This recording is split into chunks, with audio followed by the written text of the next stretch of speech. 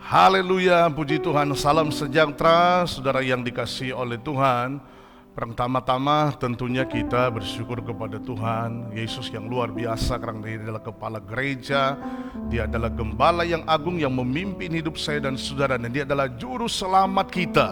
Kita ada sampai hari ini semua karena anugerah Tuhan yang luar biasa. Dan tentunya menjadi harapan kita bersama supaya kita tetap ada di dalam Dia, berada di dalam jalan Dia. Karena kita ketahui melalui firman-Nya, kita tidak dapat berbuat apa-apa tanpa Dia. Nah, itulah sebabnya kita akan segera mulaikan santapan rohani pada saat ini, dan kita akan menikmati berkat firman Allah. Kita akan mendahulunya dalam doa. Haleluya. Bapa, terima kasih malam ini kami akan menikmati berkat-Mu melalui sabda Allah, melalui firman Allah. Kami akan berjumpa dengan Tuhan melalui kebenaran Tuhan. Kami belajar dari firman Allah bahwa berjumpa dengan Engkau kami tidak pernah dikecewakan. Ada saja yang akan Allah kerjakan bagi kami ketika kami berjumpa dengan Tuhan. Itulah sebabnya malam ini kami mau dengar sabda Allah berfirman bagi kami. Berikan kebenaran-Mu bagi kami, supaya kami boleh menikmati Tuhan melalui sabda kebenaran Tuhan. Berkati hamba-Mu, berkati kami semua jemaat Tuhan yang menikmati santapan rohani pada saat ini. Kami terima dengan senang hati, berdoa bersyukur dalam nama Yesus. Haleluya, amin. Puji Tuhan. Bapak Ibu Saudara yang dikasihi oleh Tuhan, saya akan menyampaikan firman Allah. Tetap arahkan pandangan kita ke depan. Sekali lagi, tetap arahkan pandangan kita ke depan. Nah, itulah sebabnya kita akan melihat ayatnya di dalam Filipi pasal 3 ayat 13. Filipi pasal 3 ayat 13. Saya membaca tulisan firman Allah seperti ini. Saudara-saudara, aku sendiri tidak menganggap bahwa aku telah menangkapnya, tetapi ini yang kulakukan. Ini yang kulakukan, aku melupakan apa yang telah di belakangku dan mengarahkan diri kepada apa yang di hadapanku. Nah, ayat 14 kita lanjut. Dan berlari-lari kepada tujuan untuk memperoleh hadiah, yaitu panggilan sorgawi dari Allah dalam Kristus Yesus. Wah, ini luar biasa, dan tentunya kita harus memiliki harapan yang sama. Karena kita punya Allah yang sama, kita punya tujuan yang sama, kita punya sorga yang sama. Dan tentunya kita harus memiliki harapan seperti yang dimiliki oleh hamba Tuhan, Rasul Paulus. Bapak Ibu yang dikasihi oleh Tuhan, atau saudara-saudari yang diberkati oleh Tuhan, terkadang masa depan atau pengarahan mata kita ke depan, mata iman kita ke depan suka terhalang dengan banyak faktor. Contohnya, kita menemukan ada contoh dalam firman Allah. Dalam Injil Lukas pasal 24, ada dua murid Tuhan Yesus yang masih terhimpit dengan rasa sedih, rasa duka yang belum hilang. Ketika mereka sedang berjalan dari Yerusalem pergi ke Emmaus, Yesus serta bersama-sama dengan mereka. Dan hebatnya mereka tidak menyadari bahwa itu adalah Tuhan Yesus yang sudah bangkit dari kematian. Itulah sebabnya terkadang iman kita suka dikacaukan dengan pemikiran-pemikiran seperti ini. Contohnya, saya tidak merasakan kehadiran Tuhan, saya tidak merasakan hadirat Tuhan di gereja, musiknya tidak memberikan suasana yang baik, pujiannya tidak memberikan nuansa yang baik, firman-Nya tidak memberikan hadirat, saya tidak merasakan sesuatu. Inilah yang membuat kita kadang salah berpikir tentang Allah. Nah, sama halnya dengan dua murid ini yang sedang berjalan ke Emmaus. Allah sudah hadir, Yesus sudah hadir, tapi mereka tidak merasakan apa-apa. Kok nggak ada merindingnya ya? Kok tidak merasakan hadirannya ya? Karena memang sudah terkonsep kalau sesuatu terjadi harus ada rasanya. Padahal firman Allah berkata, Immanuel, Dia ada beserta dengan kita. Jadi Allah itu nggak perlu dirasa-rasa, sebab kehadiran Allah itu pasti dalam hidup saya dan saudara. Nah, kita belajar dari sini bagaimana Paulus itu mempunyai konsep yang baik. Nah, saya ingin kita semua mempelajari bersama bahwa orang-orang Yahudi, Rasul Paulus salah satunya, sudah terkonsep dengan pemikiran kepercayaan. Contohnya begini. Nah, ketika orang Israel belajar firman Allah mengenai perjanjian Allah, dengan Abraham bahwa Tuhan akan memberikan masa depan di tanah Kanaan, maka orang Israel mempelajari atau orang Yahudi mempelajari, benar nggak ya? Dan ketika mereka menemukan ya benar apa yang disabdakan oleh Allah kepada Abraham, benar adanya. Butuh waktu untuk ada di tanah Kanaan, butuh waktu untuk mereka bisa masuk di tanah Kanaan. Tetapi ketika mereka urut ceritanya, benar saudara, bahwa tanah Kanaan itu ada.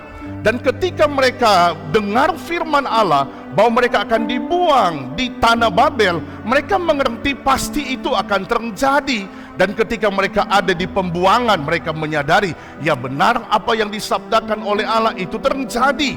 Nah, orang Yahudi mempunyai konsep apabila telah disabdakan dalam bentuk nubuat itu pasti terjadi. Contohnya begini, dari gereja orang bilang di sana ada gedung ITC Cempaka Mas. Kita yang ada di sini memberikan informasi kepada orang yang belum pernah pergi ke ITC Cempaka Mas. Mungkin orang yang belum pernah pergi ragu, tidak percaya kalau di seberang sana ada ITC Cempaka Mas. Tetapi kita yang tahu, memahami bahwa di sana ada, itu betul. Nah, inilah pikiran orang-orang Yahudi yang sudah kebentuk pikirannya. Paulus mengarahkan pikirannya ke depan karena di depan itu pasti Paulus mengarahkan pandangannya ke depan untuk berlari memperoleh hadiah panggilan sorgawi, karena sorga itu nyata, sorga itu fakta, saudara. Nah, kadang kita suka lupa dengan perjanjian Allah dalam hidup kita, sehingga kita melupakan bukan masa depan, bukan masa lalu yang kita lupakan, justru kita melupakan masa depan yang sudah disediakan oleh Tuhan. Saya pakai istilah orang-orang yang suka berkata masa lalu, kemarin adalah masa lalu, atau kemarin adalah kenangan. Hari ini adalah fakta kehidupan. Hari ini sama, saudara ya. Allah berikan kepada kita hari yang sama, tetapi cara menjalaninya berbeda. Allah memberikan kepada kita hari yang sama, tapi menjalaninya dengan keputusan yang tidak sama.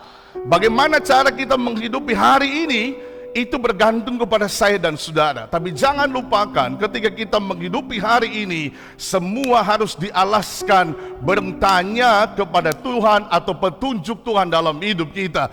Tetapi besok adalah sebuah misteri, tetapi di dalam Tuhan besok adalah sebuah pengharapan. Besok di dalam Tuhan adalah cita-cita yang besar. Besok adalah mimpi yang besar yang disediakan oleh Tuhan bagi saya dan saudara. Paulus berkata, aku melupakan apa yang ada di belakangku dan mengarahkan kepada apa yang ada di hadapanku. Saudara yang dikasihi oleh Tuhan, hari-hari ini semua orang berkata lagi menghidupi kehidupan yang sulit atau sedang menjalani kehidupan yang sulit, dan bisa dipastikan apa yang dikatakan orang itu benar adanya. Tetapi Paulus berkata, di tengah kesulitan, di tengah kesusahan, ini yang kulakukan. Ini yang kulakukan, kata Paulus, tetapi ini yang kulakukan. Saya ingin bertanya untuk saya dan untuk saudara, ketika kita menghadapi masa sulit, atau ada pilihan-pilihan yang sulit yang sedang kita hadapi, apa yang akan kita lakukan? Paulus berkata, ini yang kulakukan. Ketika orang diperhadapkan dengan situasi yang sulit, orang mungkin akan cari jalan keluar yang tidak sesuai dengan kebenaran Allah. Tetapi Paulus berkata, ini yang kulakukan, aku melupakan semua apa yang ada di belakangku, tetapi aku mengarahkan pandanganku ke depan sambil berlari. Tujuannya untuk memperoleh hadiah di dalam Kristus Yesus Tuhan. Bapak Ibu, saudara yang dikasihi oleh Tuhan, melalui firman Allah ini sebagai hamba Tuhan, kita belajar bersama-sama melalui kebenaran Allah. Saya sampaikan bahwa masa depan itu pasti. Masa depan itu ada. Masa depan itu adalah sebuah janji yang dianugerahkan Tuhan buat kita. Saya memberikan contoh sebelum saya akhiri firman Allah. Ketika menghadapi sebuah peperangan di dalam 2 Tawarik Fatsal 20, ada satu raja yang sedang berusaha. Nah, rajanya adalah Raja Yosafat. Dia memiliki tentara yang tidak seimbang dengan tentara musuh, tetapi dia berkata, Tuhan, kami arahkan pandangan kami kepada Tuhan, mata kami tertuju kepada Tuhan. Saudara, Kadang kita nggak bisa berbuat apa-apa. Yang kita bisa berbuat untuk melihat masa depan adalah memandang Tuhan. Dengan iman, dengan percaya kita kepada Allah. Tuhan, kami nggak bisa bikin apa-apa, tetapi kami arahkan mata kami kepada Tuhan. Kami arahkan pandangan kami dan tertuju kepada Tuhan. Ada cerita yang lain lagi. Sementara Yesus dan murid-muridnya sedang melayani orang-orang di dalam kebenaran Allah, ternyata manusiawi juga mempunyai kebutuhan manusia, yaitu orang-orang ini sedang lapar dan haus. Dan ketika murid-murid berkata kepada Tuhan Yesus, suruhlah mereka pulang karena hari sudah malam. Tapi Yesus berkata, jangan suruh mereka pulang, kalian harus memberi mereka makan. Dan saudara tahu apa yang terjadi ketika dihitung-hitung uang yang ada pada murid Yesus? Ternyata uangnya tidak cukup karena harus memberi makanan selama sebanyak 5.000 orang. Dan hasilnya adalah ada seorang anak kecil yang membawa roti, 5 roti dan 2 ikan. Maksudnya begini saudara, hal yang kecil kalau dikasih sama Tuhan, maka Tuhan sanggup berbuat sesuatu yang kecil jadi besar dan luar biasa. Hal yang terbatas apabila itu dikembalikan kepada Allah, maka itu akan terjadi sesuatu yang luar biasa. Sekali lagi, Yosafat mengarahkan pandangannya kepada Tuhan, matanya tertuju kepada Tuhan. Anak kecil ini menyerahkan kepada Yesus, dan Yesus berbuat hal yang mujizat, hal yang luar biasa. 5 roti, 2 ikan bisa dimakan oleh 5.000 orang. Orang-orang ini memahami bagaimana bisa mengarahkan pandangannya ke depan. Kita belajar dari firman Allah, karena firman ini adalah milik kita semua. Maka saya yakin di hal-hal yang sulit, apabila kita mengarahkan pandangan kita ke depan, pandangan kita kepada Yesus, pandangan kita sampai pada kekekalan, maka ada banyak hal yang ajaib yang akan terjadi dalam hidup saya dan saudara. Yang sakit disembuhkan, yang lemah dikuatkan, yang susah dihiburkan, yang berduka diberikan damai sejahtera, yang tertutup jalan dibukakan jalan oleh Tuhan. Sebab bagi Allah tidak ada perkara yang mustahil. Hari-hari ini sekali lagi sulit fakta, tetapi kita mau arahkan pandangan kita ke depan kepada Yesus, melihat sorgawi, karena masa depan itu pasti dan masa depan itu ada. Haleluya. Saya tidak tahu pergumulan apa yang sedang kita hadapi, ya. Bagian-bagian tertentu mungkin kami hamba Tuhan memahami, mengetahui, tetapi mungkin jemaat tidak memberitahukan ada hal-hal yang pribadi, hal yang khusus. Dan jemaat hanya menyerahkan kepada Tuhan. Tuhan, kami gak punya apa-apa, gak punya kekuatan apa-apa, tapi kami arahkan pandangan kami kepada Yesus. Dan itu adalah hal yang pasti, karena Yesus tidak pernah mengecewakan kita. Haleluya. Saya akan akhiri firman Allah pada kesempatan ini, dan kita akan akhiri santapan rohani ini dengan doa kita kepada Tuhan. Haleluya. Mari sama-sama kita berdoa. Bapa di surga, kuatkan kami, mampukan kami sebagai umat-umat Tuhan, supaya kami dapat mengarahkan pandangan hidup kami ke depan, tidak menyesali hal-hal yang sedang terjadi, tidak terhanyut dengan masa lalu, tidak Tuhan terbawa dengan keadaan suasana yang sulit, tetapi kami dibangun untuk melihat bahwa ada masa depan yang penuh dengan pengharapan. Kami dibangun untuk melihat, supaya kami melihat dan menatap ada sorgawi, ada sorga yang disediakan oleh Tuhan bagi kami. Kami dibangun supaya mata kami tertuju kepada Tuhan, dan kami dibangun untuk memberikan persoalan kami, hal-hal yang kecil, tetapi Yesus mampu membuat yang terbesar bagi kami. Berkati umat-umat-Mu yang sedang menikmati santapan rohani pada saat ini. Terima kasih Bapa. Hamba berdoa memberkati di dalam nama Bapa, Putra dan Roh Kudus, yaitu dalam nama Yesus Tuhan, keberkatan Allah atas hidup kami hari ini, besok, bahkan sampai selama-lamanya. Dalam nama Yesus Tuhan kami telah berdoa, dan kami mengucap syukur, memberkati dan menyelesaikan santapan rohani malam ini. Haleluya. Amin. Puji Tuhan. Tuhan Yesus memberkati. Kita sampai jumpa di waktu yang akan mendatang. Puji Tuhan.